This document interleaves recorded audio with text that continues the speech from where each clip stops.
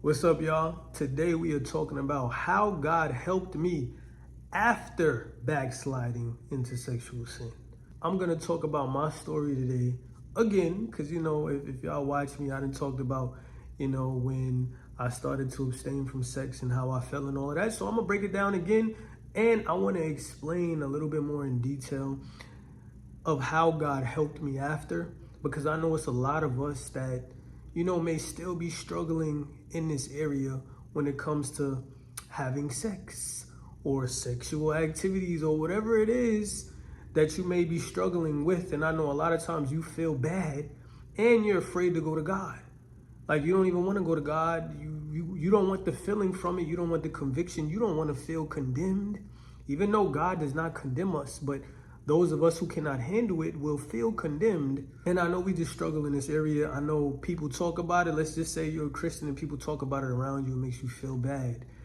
And a lot of times, and you don't know how to get up out of it.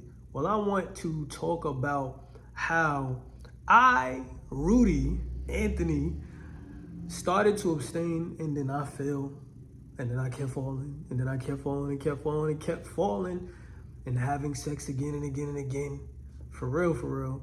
But then how I got up out of it and how God changed my thought process towards that, all right? So, as in my other videos, I'm gonna tell y'all, it was 2013, y'all. Around October, I remember this, it was around October, and I told God that I was gonna abstain. But the reason why I wanted to abstain is because I never abstained from sex my entire life. Literally, me and my daughter's mom had just broke up like April, and now it's October. And my thing is I kept going back into that same cycle that I would go into just like I did before in my past when I would get out of a relationship, right?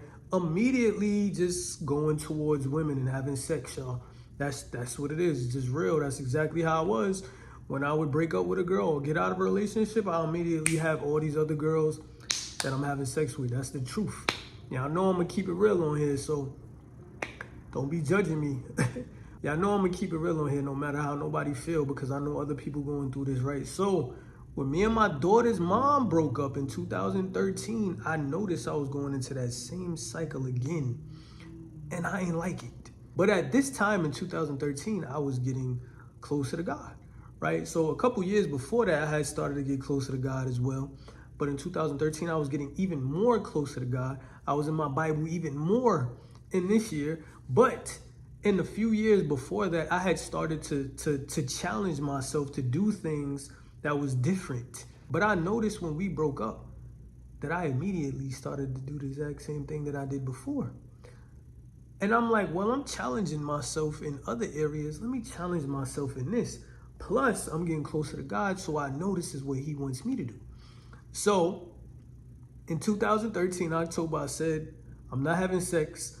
Right after I said I ain't having sex, I fell again in like a month, right? So it was like in September or November. Then I fell again, so it was in like December. Then I fell again, and it was in like January. So I don't really consider that my first time stopping, but that was the time when I said that I was going to stop, right? I started that journey in October, but I kept falling during this time. And let me add that nobody helped me. Nobody encouraged me to stop having sex, so I didn't even have nobody around me. I didn't know how to do it. So February 24th, 2014, I was literally at this girl crib.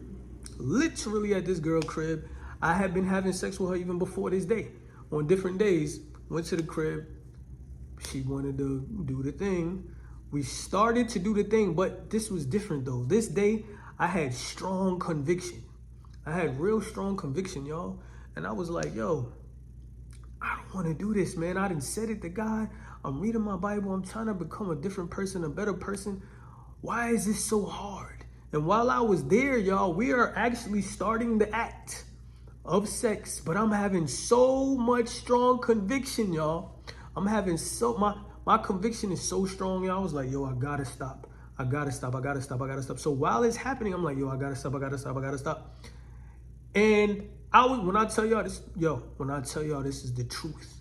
This was literally happening. I wouldn't even make this, right? Because how people would judge me. But I don't care if people judge me. So during this time, she's on me starting, and I stop her.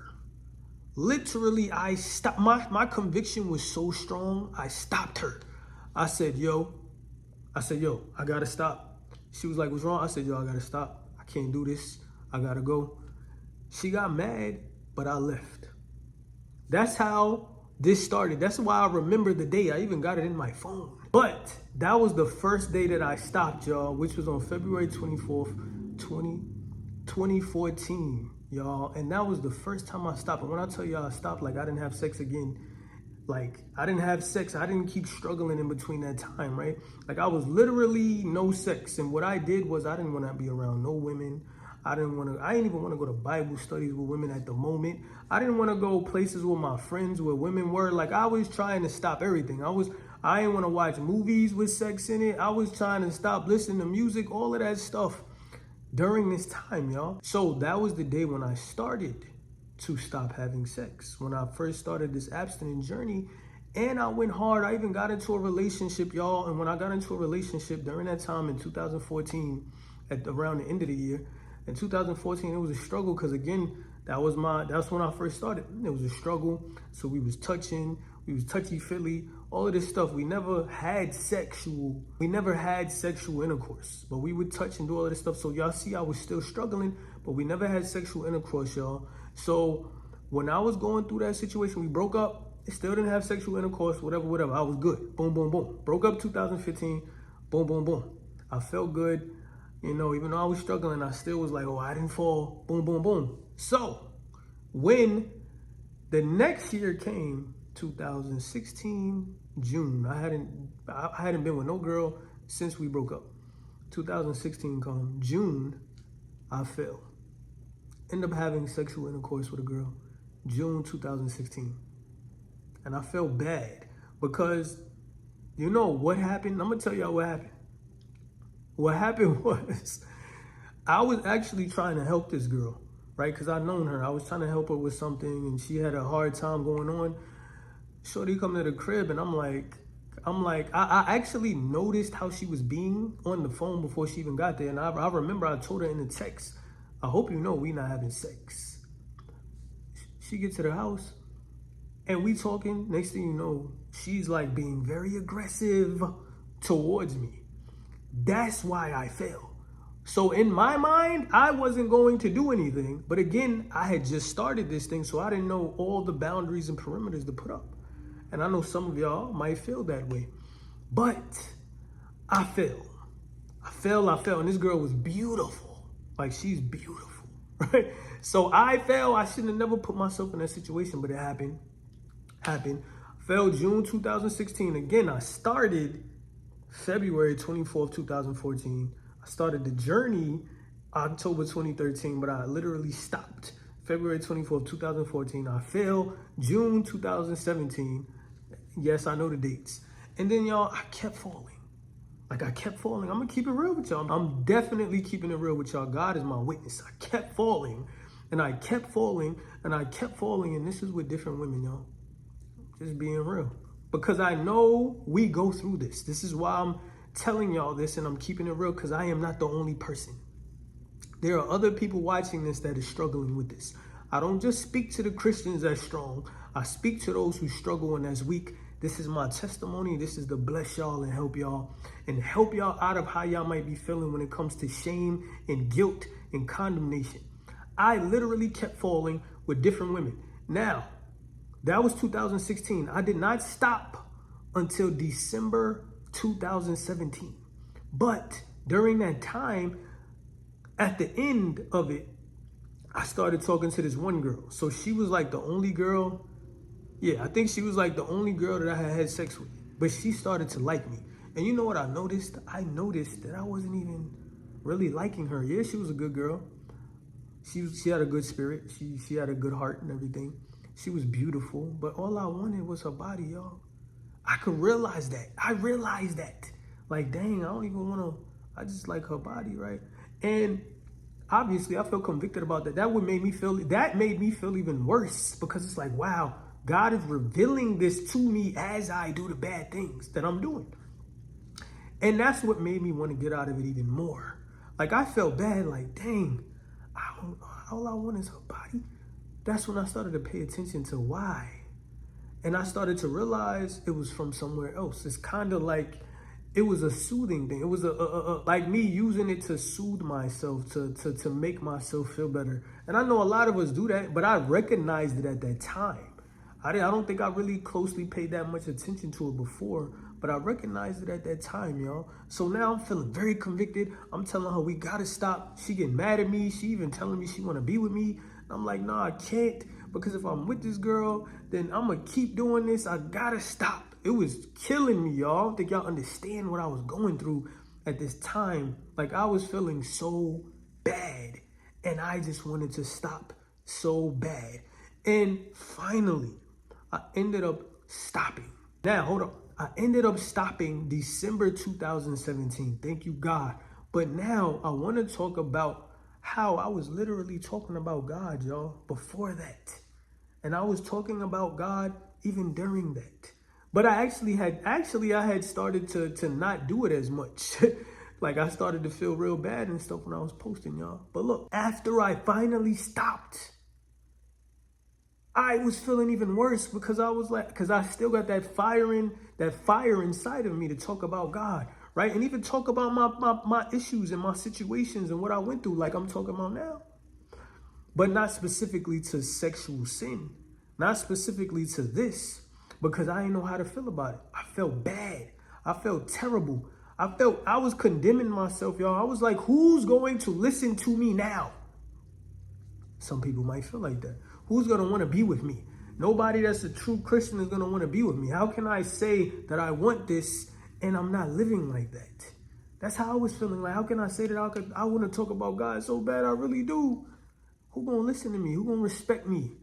Look at what I did. But during this time, as I'm feeling really bad, I don't think y'all know I was feeling bad, y'all. Like, I felt terrible about myself. But I would keep talking to God, because it was God that got me up out of this thing, that got me out the situation. So I can't stop talking to God. I can't condemn myself, because it was him that helped me out. So now I'm like just talking to God, like, God, but I want to do this and I don't know how. Like, I can't post nothing no more.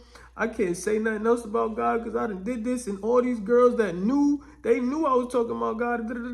This was happening during this time. But I started to think to myself, but God got me out of these past situations. The Spirit revealed this to me, obviously, right? But Rudy, look at your past. Look at the bad things that you did, Rudy. Look at how God got you out of that. Look at how God used it for good. So now I'm looking at my life and I'm like, hold on, God. You told me that there's good that comes from these things, that the enemy tried to use it for bad, for evil, to harm me, but you used it for good. So my mind started to change. So now I'm like, hold on, God. I remember when this happened, and I remember when that, and I remember you said this. So please help me to see this, Lord, the way that you need me to see it. I started to pray, Lord God, help me to see it the way that you need me to see it. Help me to see the good in this thing, because I don't know. I can't see no good. And you know what God revealed to me? He said, Rudy, you never fell when you stopped having sex. When you fully stopped having sex, you never fell. I know I don't want you to fall, but you fell. But now that you fell and you got back up, it's other people that fell. There's other people that's falling. There's other people that's going through the very same thing that you just went through.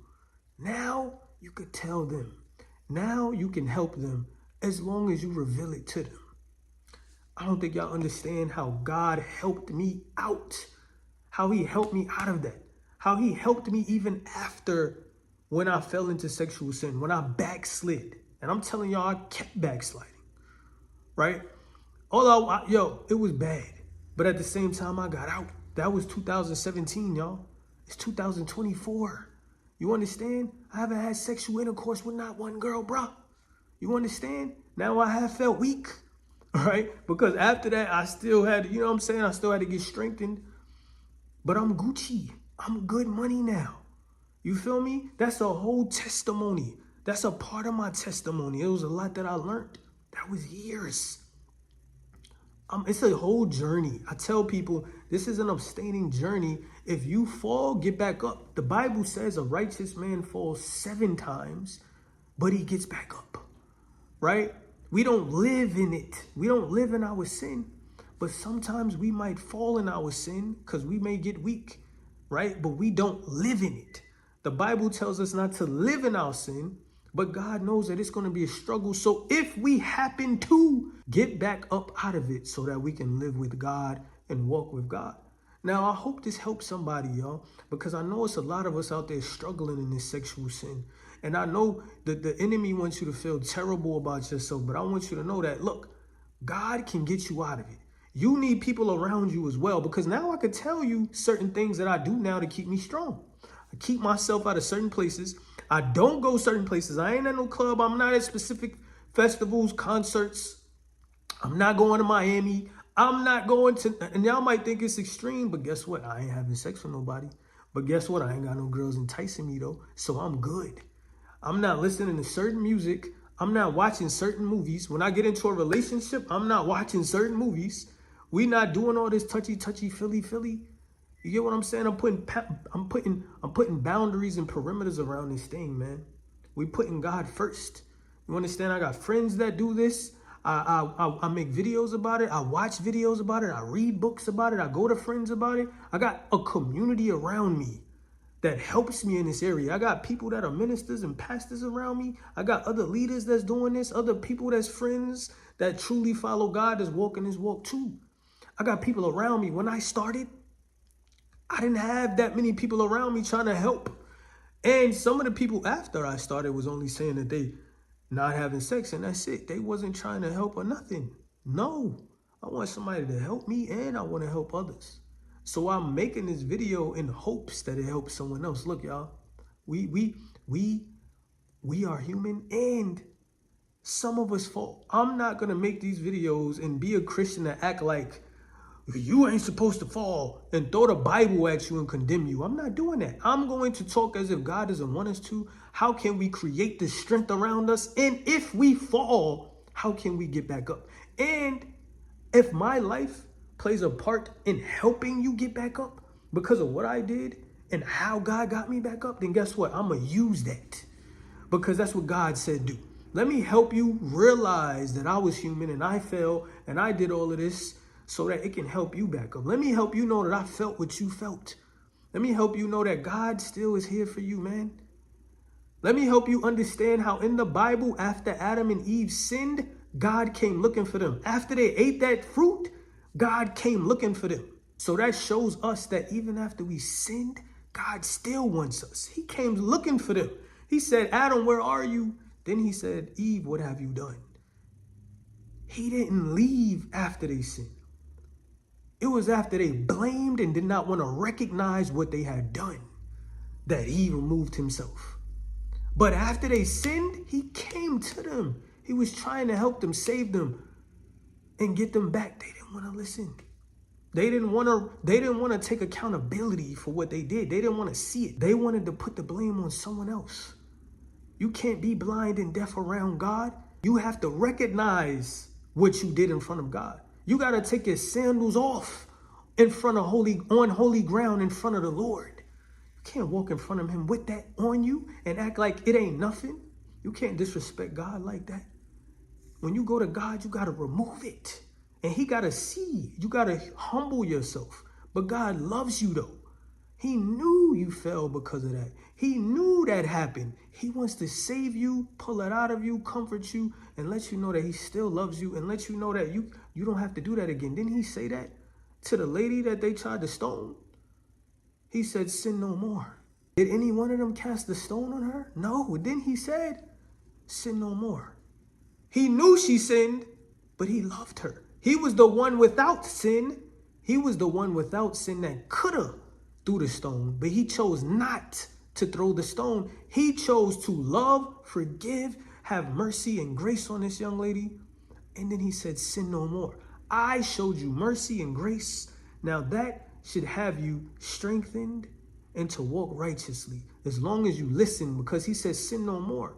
So he spoke to her and she had to listen and follow what he said. But he loved her even after. That's how God is to us. That is what I received from him. When I tell y'all, God literally said that to me about how others did the thing that I just did. And I never thought about that until I started to pray and ask God, help me to see this in a better way, Lord. Help pull me out of this thing because you pulled me out of it before in other situations. And then all of a sudden, that came to my mind. The Spirit told me, oh yeah, Rudy, it's other people that have been through this. Now you can bless them. Sin no more, right? So look, y'all don't got to feel the guilt and shame. Yes, you did what you did. You don't want to do it no more. I'm sure you don't, but let's get up out of this, y'all. Let's get up out of this and let's create boundaries and barriers and strengthen, and let's use our testimony to help others. God will be revealed and now you can bless others. It ain't just you just be walking around and people telling them we shouldn't have sex. No, reveal your life. Reveal the truth. Tell them what you did. Help them in that area. You understand? That's what we do. That's what we here for. All right? I hope this video blessed somebody, man. I ask that y'all like this video, please. If it blessed you, man, share it with somebody that can help. And subscribe if you are not subscribed, because I'm going to keep making these bangers, all right? I thank y'all. I love y'all. I'm going to get at y'all when I get at y'all.